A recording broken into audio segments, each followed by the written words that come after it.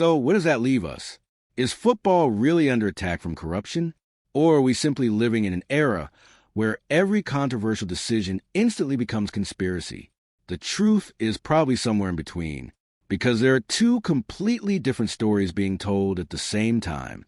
The first story is the one most fans see: 90 minutes, goals, celebrations, heartbreak, penalty shootouts, national pride, everything that makes the FIFA World Cup the biggest sporting event on earth. But behind that story is another one: a world filled with television rights worth billions of dollars, global sponsors investing enormous amounts of money, betting companies processing millions of wagers every single match day, governments using football as soft power, broadcasters fighting over exclusive rights, and social media platforms where every controversial decision becomes global news within minutes. Football today is no longer just a sport. It is one of the biggest entertainment industries on the planet. And whenever an industry reaches this level of financial power, people naturally begin asking difficult questions. Who really benefits? Who controls the biggest decisions? And who is making sure the integrity of the competition remains protected? Those questions are uncomfortable, but they are necessary, because trust isn't protected by silence. It is protected by transparency. One interesting point that often gets ignored is that FIFA itself understands these risks. Over the years, the organization has invested heavily in integrity programs, referee monitoring, betting surveillance systems, and partnerships with international agencies that track suspicious betting activity across the world. Thousands of matches are monitored every year. Algorithms scan unusual betting patterns. Integrity officers communicate with betting operators. Referees and players receive education about corruption and reporting procedures. In other words, football's governing bodies know these threats are real. If they didn't believe illegal betting networks existed, they wouldn't spend millions trying to stop them. That alone tells us something important. The threat is real, but recognizing a threat doesn't automatically mean it has already succeeded. And that's a distinction many people forget. One controversial referee decision does not prove corruption. One dramatic comeback does not prove manipulation. One angry player's interview does not become evidence. Football has always been emotional. Players say things after losing. Managers blame referees. Fans accuse officials of bias. That has existed for generations. However, the modern world amplifies every emotion. 20 years ago, controversial decisions disappeared after a few newspaper headlines. Today, one clip can reach 50 million people before halftime. Artificial intelligence can edit videos. Slow motion clips can remove context. Out-of-context screenshots become proof. Within hours, millions of people begin believing something without ever seeing the full match. That creates another dangerous problem: disinformation.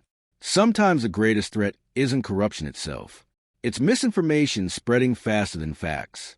We've already seen this happen in politics, in finance, in global news. Now, football faces the same challenge. Because once conspiracy becomes more entertaining than reality, many people stop waiting for evidence. They simply choose the version they want to believe. And that's exactly why documentaries like this are important. Not to tell people what to think, but to encourage people to ask better questions. Instead of asking, was this match fixed? Maybe the better question is, what evidence actually exists? Instead of saying, every referee is corrupt, perhaps we should ask, what systems are in place to prevent corruption? Those questions lead to facts. And facts matter, especially when billions of fans are emotionally invested in the answers. Let's go back for a moment to Argentina versus Egypt. Could the referee have made mistakes? Absolutely. Football referees make mistakes every single season.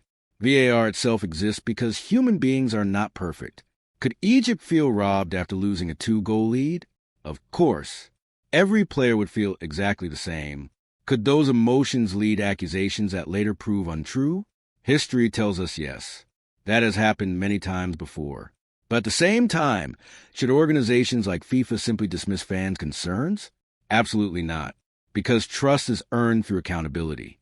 Every controversial decision deserves proper explanation. Every major tournament deserves transparency. Every investigation deserves independence.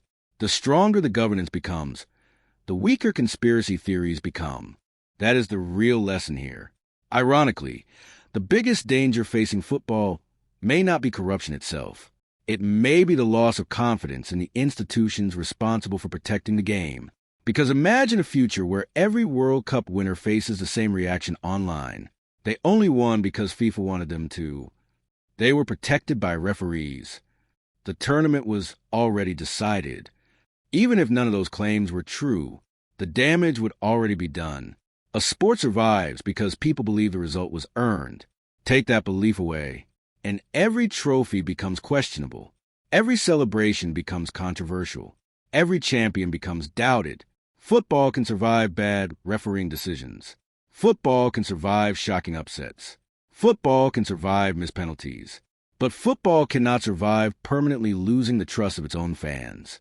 That is why protecting integrity is no longer just FIFA's responsibility. It belongs to referees, players, journalists, broadcasters, betting regulators, and even us as supporters, because we also have a responsibility to question, to investigate, but never to accuse without evidence. The World Cup has always been about bringing the world together through one game. The hope is that it always stays that way. Because if football ever becomes a competition where money matters more than merit, then the biggest loser won't be Argentina, or Egypt, or England, or Brazil. The biggest loser will be football itself. So I'll leave you with one final question. Do you think modern football is becoming too big for its own good? Or do you believe controversies are simply the price of a sport watched by billions of people? I'd genuinely love to hear your opinion, because this isn't a debate with one correct answer. Read through the comments as well. Respond respectfully to other football fans. And let's have a real discussion based on facts rather than emotion. If you enjoyed this documentary and want more deep investigations into the hidden side of football, make sure to subscribe, because the next story might completely change the way you see the world's biggest sport.